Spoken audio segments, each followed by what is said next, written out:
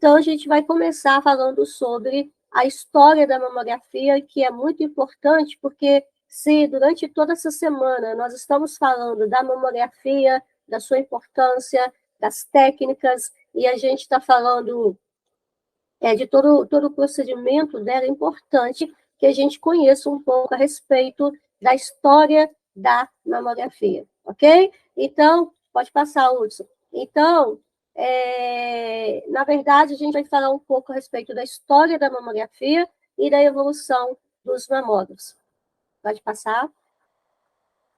Então, só para a gente dar uma introdução, a mamografia ela é uma área da radiologia, né, voltada para o diagnóstico por imagem, que tem como finalidade estudar o tecido mamário, em busca, né, de lesões apresentadas na mama, sejam lesões benignas ou lesão maligna, como câncer de mama. Então, para a realização dos exames mamográficos, é utilizado um aparelho de raio-x específico para estudar as mamas, que é o mamógrafo. Então, o mamógrafo, ele produz baixas doses de radiação e ele é um aparelho específico para poder realizar os exames mamográficos. E o objetivo da mamografia é detectar nódulos benignos, detectar cistos, microcalcificações e o câncer, que é uma doença maligna que acomete muitas mamas. E a mamografia ela é indicada para mulheres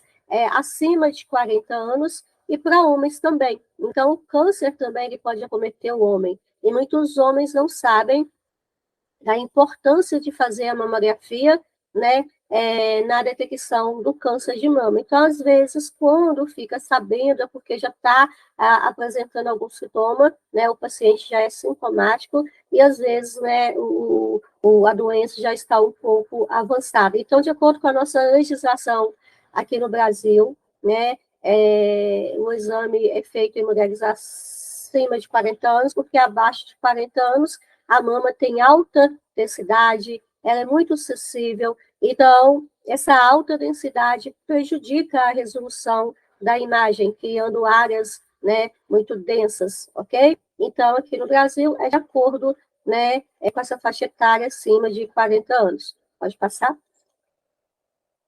Então, a mamografia se tornou uma metodologia tão importante na detecção do câncer de mama, que foi estipulado que o dia 5 de fevereiro é o Dia Nacional da Mamografia, para poder, então, dar importância a esse método de diagnóstico por imagem que permite detectar, né, várias doenças, principalmente o câncer. E essa data de 5 de fevereiro foi estabelecida, né, pelo governo federal através da Lei 11.695, que foi criada em 2008, devido à importância da mamografia no diagnóstico, né, e no estudo das doenças da mama. Pode passar? Bom, quando que começou, então, toda a história da mamografia? Nós sabemos que em 1895, especificamente no dia 8 de novembro, William Conrad Reutener, ele descobriu acidentalmente os raios-x. E quando foi no ano de 1896, uma empresa americana começou a fabricar e a comercializar os primeiros aparelhos de raio-x no mundo. E a partir daí, né, os raios-x começaram a ser adotados como sendo uma metodologia investigativa em diversos segmentos, né, para poder detectar vários tipos aí de doença.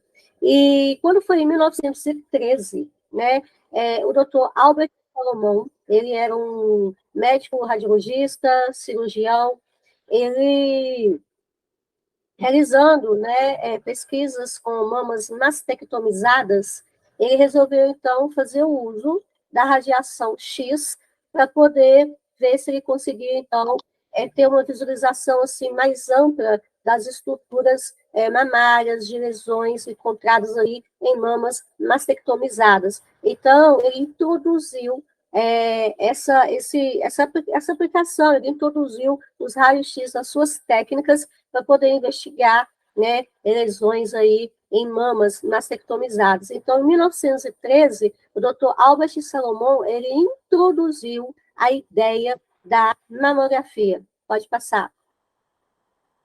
E aí, como ele estava ainda em fase de experiência, ele fez testes em cerca de 3.000 mulheres, ou seja, ele fez testes com cerca de 3.000 mamas mastectomizadas para poder detectar alterações usando os raios-x. E ele, então, encontrou, né, na mama pequenos pontos, né, que ele determinou de microcalcificações, que são pequenos depósitos de cálcio. Observe aí na imagem que essa foi a primeira imagem, né, que ele realizou nessas mamas mastectomizadas, e ele detectou a presença de microcalcificações, uma micro menor e uma micro maior. Então, vejam, né, que como essa é a primeira imagem, a visualização da microcalcificação ela não está bem nítida, né, porque naquela época, né, a qualidade da imagem não era tão boa, era uma imagem mais precária, mas ele conseguiu, através dos raios-x, conseguir detectar microcalcificações em mamas mastectomizadas.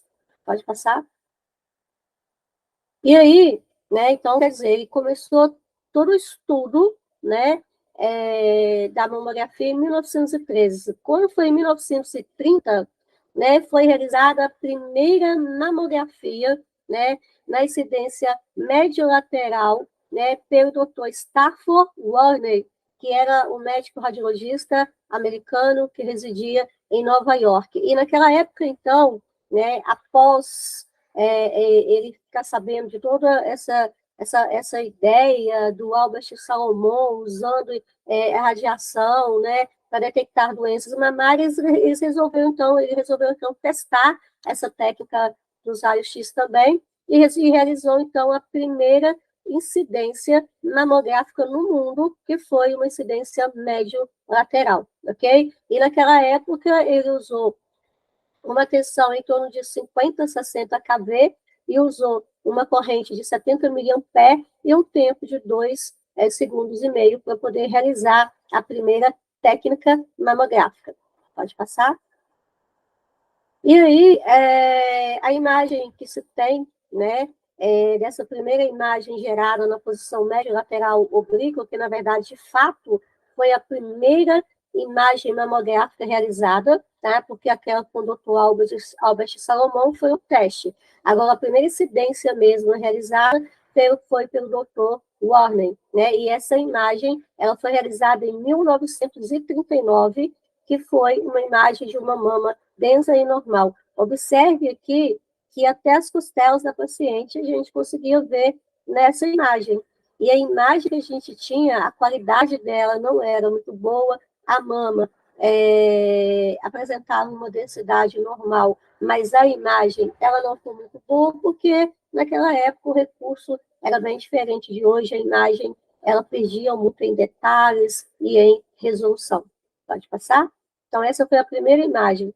Agora, quando foi em 1931, o Dr. Paul Saxbolt, um médico americano também, realizando também, né, estudos com mamografia, ele relatou alguns aspectos mamográficos de mamas normais em vários estágios fisiológicos, desde a puberdade até a menopausa. Então, ele começou a realizar mamografia em mulheres com faixas etárias diferentes, mulheres que estavam na puberdade, mulheres que estavam na menopausa, e através da mamografia ele tentou avaliar as lesões apresentadas por essas mulheres e quais as diferenças entre essas lesões. E se mulheres de faixa etária diferentes apresentavam a mesma lesão. Então, o Dr. Seltz-Bott realizou, então, essa experiência com mulheres de várias etapas, né, várias faixas etárias, em várias etapas. Então, ele deu continuidade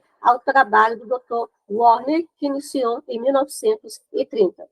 Pode passar? E aí, quando foi em 1932, o Dr. Walter Vogel, né, era um médico radiologista alemão, né, ele residia, na época, na Alemanha, e ele relatou pesquisas que ele realizou com mamas que apresentavam lesões benignas e malignas, e ele tentou, então, através da mamografia, identificar quando que a lesão era benigna e quando que a lesão era maligna, e se podia correlacionar uma com a outra, se era possível distinguir qual que era benigna, qual que era maligna, através dos raios-x, através do exame mamográfico. E aí ele teve um resultado também positivo. Então, vejam bem, de 1913 até 1932, a mamografia, então, ela foi evoluindo, né? Os médicos foram experimentando essa técnica e foram tendo cada vez mais resultado positivo, né, com essa técnica. Pode passar? Em 1938, o Dr. Albert Stricker, médico radiologista americano, também fez uso da mamografia e ele relatou características mamográficas em estudo das mamas em função da idade e da condição menstrual da mulher. Então, ele fez vários exames em mulheres diferentes e ele observou que, em função da idade e em função da condição menstrual da mulher, as mulheres apresentavam lesões diferentes e que elas estavam relacionadas com a sua faixa etária de idade e com a puberdade, com o período menstrual. Então, ele se destacou muito, né, nessa época por fazer essa comparação e analisar as diferenças de lesões mamográficas em função da idade da mulher e do período menstrual. Pode passar? Agora, quando foi em 1950, a mamografia teve um grande avanço e um grande destaque pelo Dr. Raul Le Bornet, né? Ele era um médico radiologista uruguaio, né? E ele percebeu a presença de microcalcificações em alguns tipos de tumores de câncer de mama, após destacar a importância de mamografias com maior qualidade. Então, na verdade, a mamografia, ela alavancou em 1950 com o Dr. Raul Le Bornet. Então, ele realizou várias imagens, observou a presença de câncer e ele observou que alguns cânceres de mama havia a presença de microcalcificação. Daí ele destacou a importância de realizar mamografias com melhor qualidade, com imagens com melhor nitidez, com melhor resolução, para detectar de forma mais precisa, né, as microcalcificações, de modo que fosse mais fácil perceber a presença das microcalcificações, o formato, se elas estavam isoladas, agrupadas. Então, ele destacou essa importância e, com isso, a mamografia deu uma alavancada, né? Ele se destacou devido a esse estudo. Pode passar? E aí ele destacou também a seguinte importância, né? Segundo ele, para a gente poder gerar uma imagem de boa qualidade, né, onde que fosse possível identificar a presença de microcalcificações de formas nítidas e precisas, era necessário usar tensões mais baixas, né? Então ele orientou a importância de reduzir a tensão, de usar a técnica de baixa tensão e usar uma técnica de alto MAS. Então, ele sugeriu reduzir a tensão, o KV, e aumentar o MAS, que é a corrente elétrica, em função do tempo. Ele enfatizou a importância de usar uma colimação com cone extenso e a necessidade de obter imagens com alto contraste, alta resolução, que possibilitem imagens com mais nitidez, de modo que facilite a percepção de qualquer alteração mamária, como microcalcificação e câncer de mama. E ele enfatizou ainda a importância da compressão da mama. Nós sabemos hoje que o que diferencia a mamografia dos outros métodos de diagnóstico por imagem é justamente o fato da compressão mamária, porque a compressão ela possibilita identificar lesões na mama. Pode passar. E aí, ele enfatizou o seguinte, que a compressão é muito importante porque, uma vez que a mama ela é comprimida, diminui-se a espessura da mama. Diminuindo a espessura da mama, né, a mama vai ficar mais próximo do filme, com isso a gente consegue ter uma imagem com uma melhor qualidade, porque quanto mais próxima a mama estiver do filme, melhor a qualidade da imagem. E ele enfatizou também a importância da colimação, porque uma vez comprimindo a mama, diminui-se a espessura da mama. Então, nesse caso, utiliza-se, recomenda-se o uso de menor dose de radiação. Então, se diminui a espessura da mama, não há a necessidade de usar uma dose maior de radiação, ok?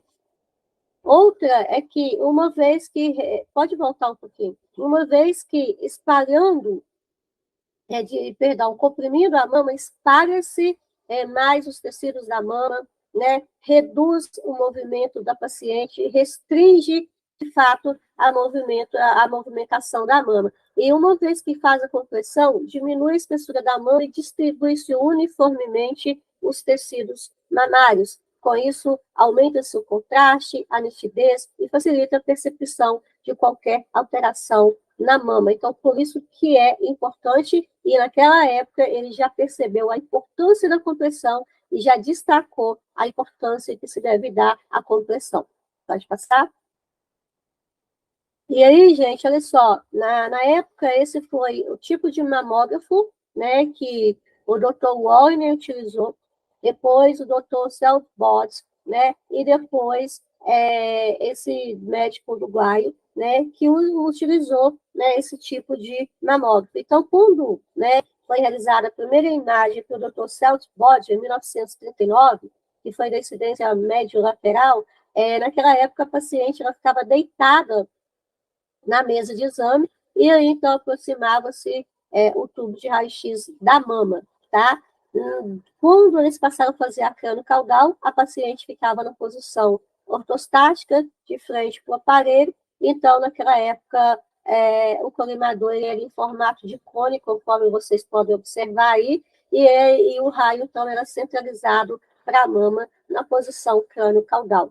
E na média lateral oblíqua, o raio entrava na região medial da mama e saía na região lateral. E o exame era feito com a paciente na mesa, né, em decúbito lateral do lado, né, que ia se radiografar a mama, ok? Então, essas foram as primeiras imagens geradas pelos mamógrafos, esses foram os primeiros exames realizados, e naquela época utilizavam esse tipo de mamógrafo, ok? Agora, quando foi em 1960, um médico radiologista também, chamado Dr. Robert Egan, né, usando também da mamografia para seus estudos, né, para as suas avaliações, ele recomendou que se devesse usar, então, a técnica de baixo KV, alto MAS, para obtenção de uma imagem com uma melhor resolução, que resultaria numa imagem com maior contraste e maior nitidez. Então, ele fez essa orientação também na década de 1960. Pode passar? E aí, Robert Egan, ele publicou 53, ele publicou estudos, né, de um estudo que ele fez em 53 mulheres com carcinoma oculto, que foram detectados em 2.000 exames de mamografia, e criou uma equipe de médicos e técnicos treinados e especializados em mamografia. Então, ele publicou 53 casos de carcinomas que foram ocultos, onde ele realizou experiências em cerca de 2.000 mulheres, e chegou à conclusão que, através dessa técnica, era possível, sim, detectar os diversos tipos de câncer de mama, como o carcinoma ductal, lobular, carcinoma inflamatório. E, além disso, ele criou uma equipe de técnicos, né, treinados para poder realizar a mamografia, e também uma equipe de médicos para poder trabalhar com ele nesse estudo. Pode passar? Pode passar? E aí, quando foi em 1963, o que aconteceu? Um médico chamado Gerald Dodge, ele foi o primeiro médico a realizar, né, a localização de uma lesão não palpável, tornando as retiradas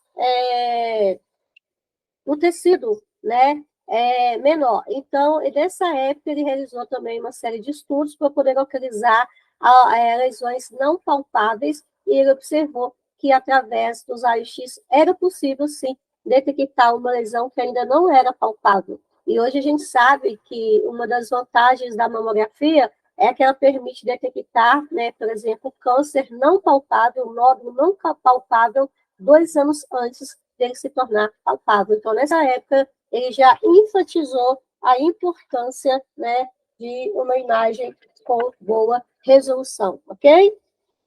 Então, pode passar. E de 63 a 66, os doutores, né, Philip Strauss, Rose Bennett e Sam Shapiro, eles observaram a redução da mortalidade por câncer de mama em cerca de 1/3 das mulheres que eles estavam fazendo o exame naquela época. Então, eles rastrearam pacientes, né, com exames clínicos e radiológicos, e com isso, então, eles observaram que, através da mamografia, através da identificação do câncer de mama no estágio precoce com a mamografia, reduziu-se a mortalidade por câncer de mama em cerca de 1/3 das mulheres que eram suas pacientes. Pode passar?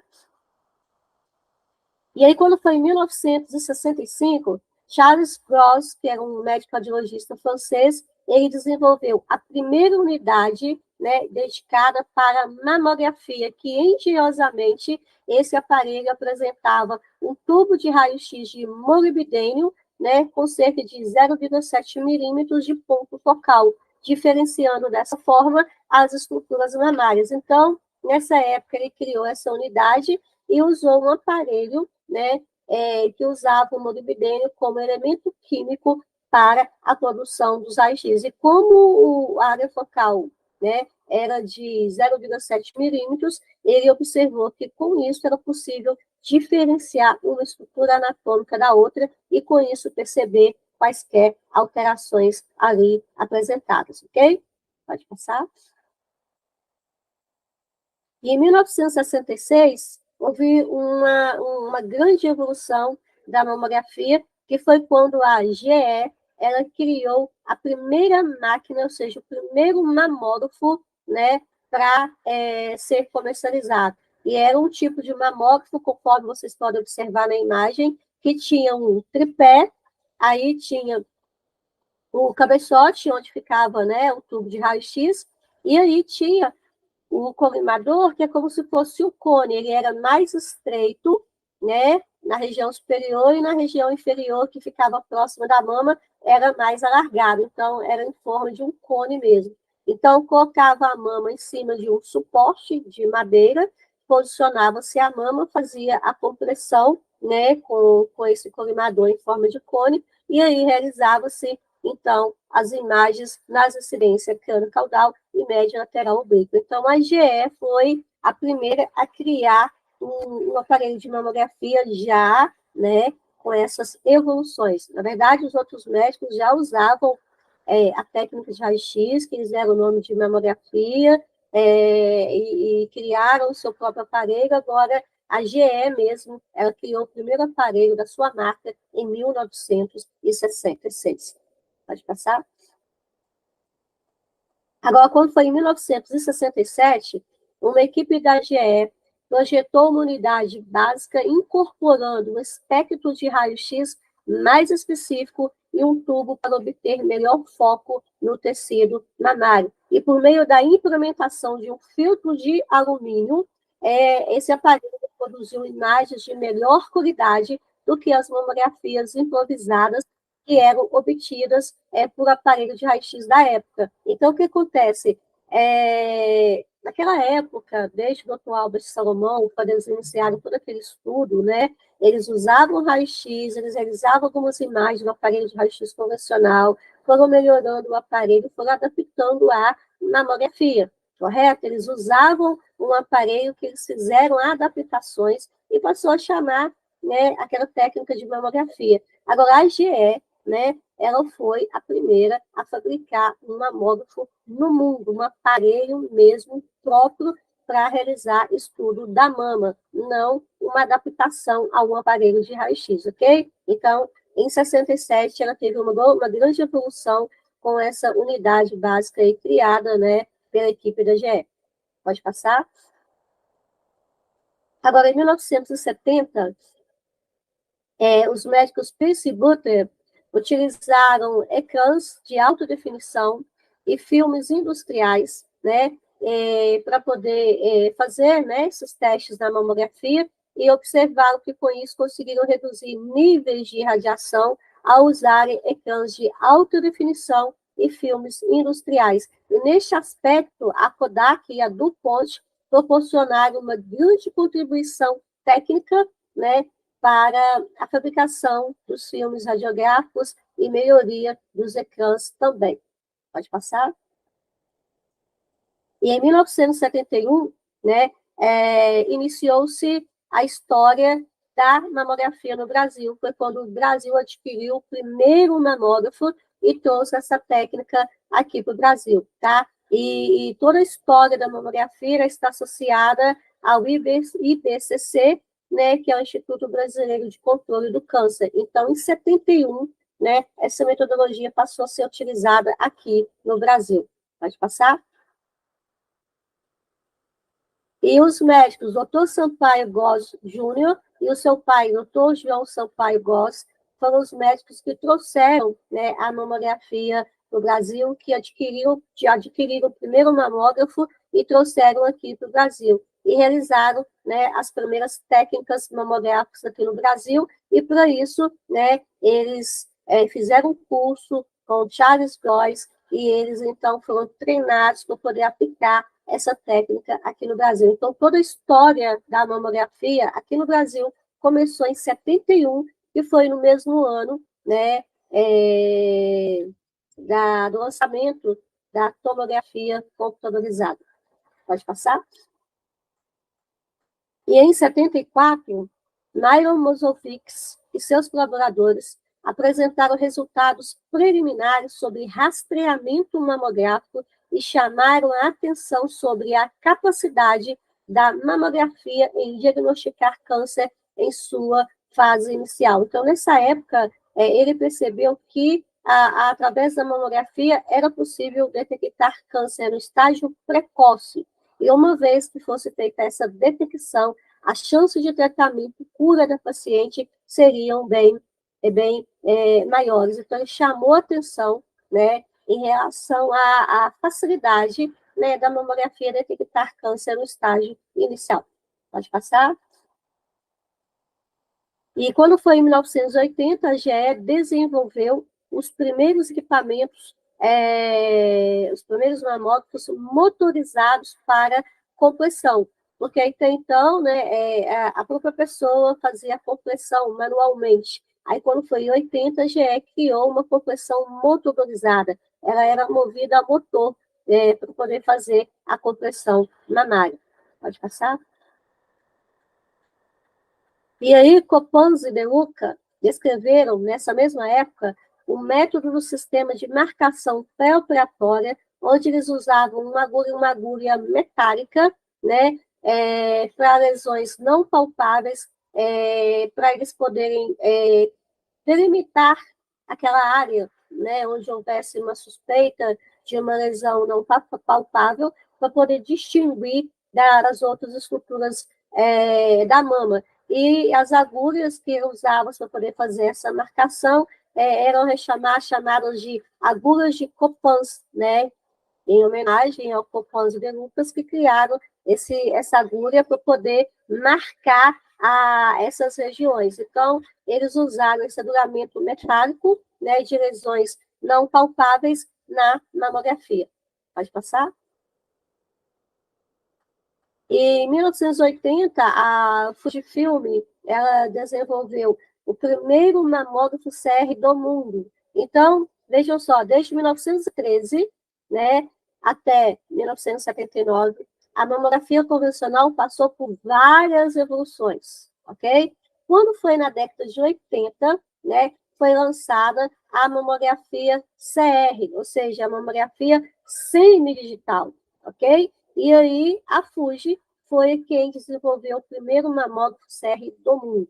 E, a partir daí, esse mamógrafo tornou-se uma ferramenta muito importante, porque além de proporcionar praticidade na execução dos exames, trouxe uma melhoria muito grande, muito significativa na qualidade da imagem. Então, foi a Fuji que desenvolveu e lançou o primeiro mamógrafo CR no mundo. Então, está aí a contribuição da Fuji, a importância dela para a mamografia CR. Pode passar? E quando foi em 1985, né, Tobar e seus colaboradores descreveram os resultados obtidos com um rastreamento de 134.867 mulheres com a faixa etária entre 40 e 79 anos, né, com uma única imagem obtida em posicionamento, né, oblíqua médio lateral, que é a média lateral oblíqua, e verificaram uma redução de 31% de mortalidade entre essas mulheres. Então, nessa época, eles fizeram esse estudo, né, nessas mulheres e obteram como resultado positivo, né, uma redução na mortalidade entre essas mulheres de 31%, realizando somente a técnica médio-lateral oblíqua. Pode passar? E quando foi em 1989, Azevedo e Svane, lá na Suécia, eles publicaram os primeiros casos utilizando a punção por agulha fina orientada pela estereotaxia. Então, aí eles começaram a tentar associar mamografia com a estereotaxia, ok? Então, aí já houve um grande avanço também da mamografia. Pode passar? Quando foi em 1992, a GE lançou em seus equipamentos, né, nos seus mamógrafos, o filtro de ródio, né, que é um elemento químico usado no tubo de raio-x que permite melhor penetração no tecido mamário, com menor exposição, e a gente consegue ter um resultado mais preciso ali das mamas. E a tecnologia, então, do ródio foi especialmente desenvolvida para o estudo de mamas densas, ok? Então, ele é muito útil, especialmente para o estudo de mamas densas. Então, nessa época, ao invés de usar o molibdênio nos mamógrafos, né, a GE lançou o ródio, ou seja, lançou o mamógrafo com ródio, não mamógrafo com molibdênio. E perceberam uma diferença muito grande na qualidade da imagem e na percepção de alterações mamárias. Pode passar? E em 1996, né, foi lançado o primeiro sistema de biópsia, né, a vácuo, chamado Mammectomy, que foi desenvolvido por Parker e seus associados, permitindo excelentes resultados na obtenção de amostra de tecidos para estudos histopatológicos. Então, o primeiro sistema de biópsia foi lançado em 1996. Pode passar? Em 1998, foi desenvolvido o primeiro cassete único, que é o chassi, né, que permite a troca de imagem de cassete para um ponto digital em uma máquina. Então, foi nessa época que desenvolveram, né, o chassi contendo lâminas digitalizadoras para o aparelho CR. Então, a partir do desenvolvimento do mamógrafo CR, né, passou não mais utilizar filme radiográfico convencional e passou não mais a usar o sistema de processamento automático e também a não usar o chassi, né, que abrigava o filme convencional. Então, nessa época, no sistema CR, passou-se a utilizar um chassi contendo lâminas digitalizadoras que eram, nessa época, úteis, né, para digitalização da imagem. Então, eles conseguem absorver radiação, armazenar as informações da mama e depois, então, de processada, essa imagem, que é uma imagem latente, né, armazenada nesse chassi, ela passa a ser considerada e tratada como uma imagem digital. Então, foi em 98 que foi criado esse chassi contendo lâminas digitalizadoras que veio a substituir o método filme e processamento automático. Ok? Pode passar? E quando foi na era, né, de 2000, né, as empresas produtoras, os fabricantes de mamógrafos aprimoraram seus equipamentos, dando origem a equipamentos CR e DR, né? Então, além do mamógrafo CR, né, lançaram no mercado o mamógrafo DR 100% digital. Enquanto o CR é semi-digital, o DR é 100% digital. E a finalidade do desenvolvimento desses equipamentos foi para otimizar a obtenção da imagem e minimizar as repetições dos exames. Pode passar? Então, só mostrando para vocês, só está trocado o nome aí, esse é o mamógrafo DR, né?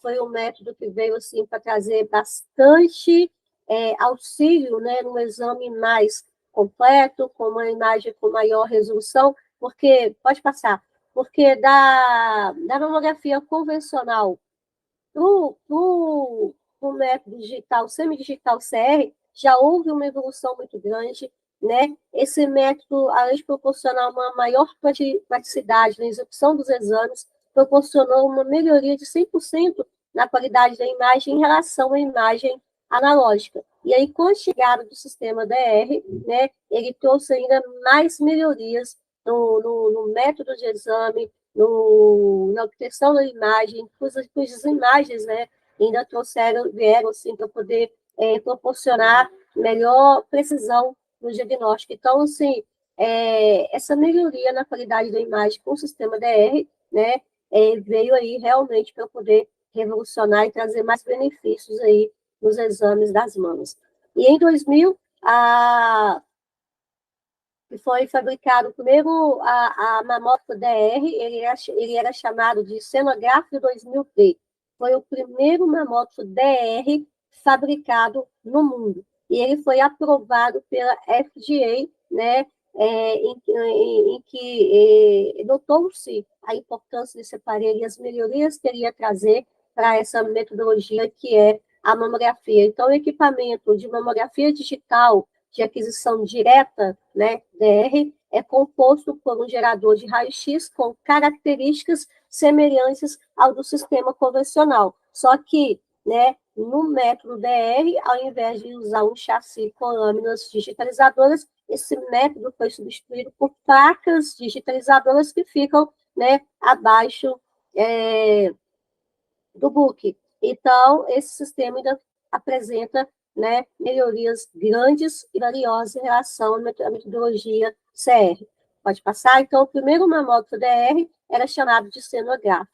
E na mamografia digital direta, que é a DR, o detector de raio-x ele transforma a radiação incidente em uma imagem digital que é transmitida imediatamente para o computador. Então, no método CR, utilizava-se um mamógrafo analógico e um chassi contendo lâminas digitalizadoras e uma processadora digital.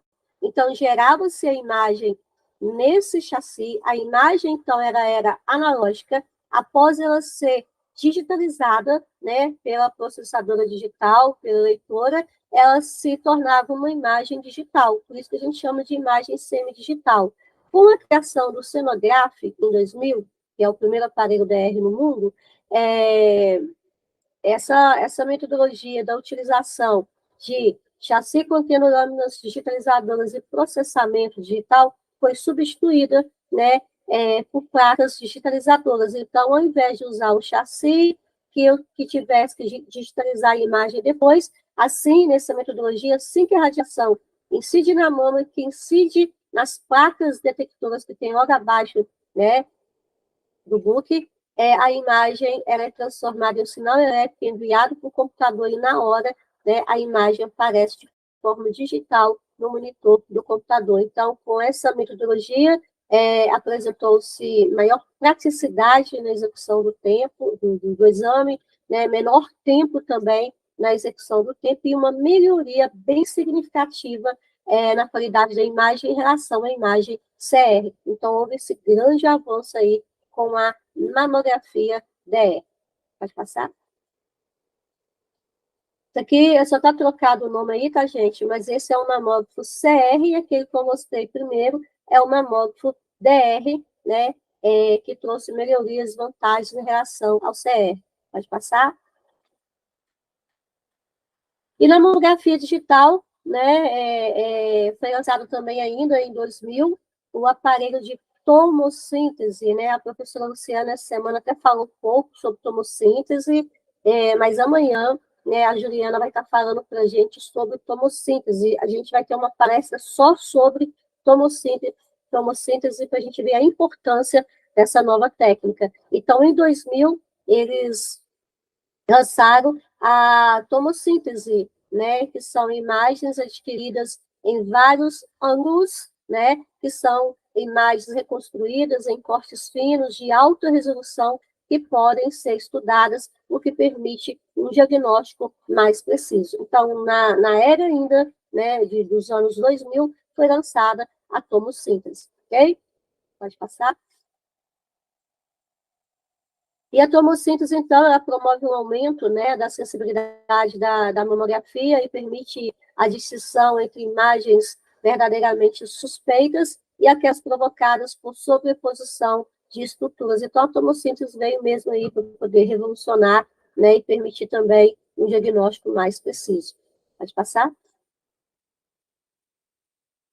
E a tomossíntese ela também é conhecida como mamografia tomográfica ou mamografia tridimensional 3D. Ela foi descrita pela primeira vez em 1985 e foi aprovada pela FDA em 2011. E atualmente, com outros mais 3 fabricantes, né, esses mamógrafos DRs e a tomossíntese são aprovadas e são disponibilizadas pela GE, pela Healthcare, pela Siemens, pela Fujifilm, e esses são os fabricantes, né, da tomossíntese mais bem conhecidos hoje no mundo.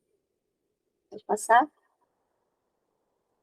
E atualmente várias empresas se dedicam, né, ao desenvolvimento e comercialização de mamógrafos digitais, sistemas auxiliares de diagnóstico por computação e também a tomossíntese mamária. Então, houve um avanço muito grande, porque hoje a gente tem o mamógrafo DR, né, que tem, assim, em comparação ao sistema CR, uma diferença muito grande, principalmente na qualidade da imagem, na praticidade.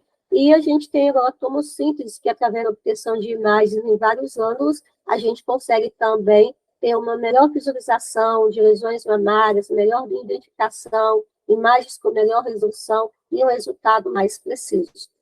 Pode passar? Então, só para mostrar aí, né, o avanço, né, da tomografia, a diferença entre as imagens. Nós temos a primeira imagem que foi gerada em 1939 pelo Dr. Warner, né, depois, em 1969, com outro mamógrafo, a gente tem essa imagem, né, bem assim, desfalcada, uma imagem com qualidade, né, um pouco inferior. Depois a gente já tem essa imagem, onde a gente já observa que em relação as duas anteriores, ela já apresentou uma evolução, uma melhoria na qualidade da imagem. Depois nós temos a imagem já digital, né, com a metodologia DR, e depois a gente já tem aí imagem de tomossíntese. Então, dá para a gente ver os avanços que teve, né, ao longo desses anos e os benefícios que essas evoluções dos mamógrafos trouxeram para o diagnóstico das doenças mamárias e para o estudo da mama. Pode passar?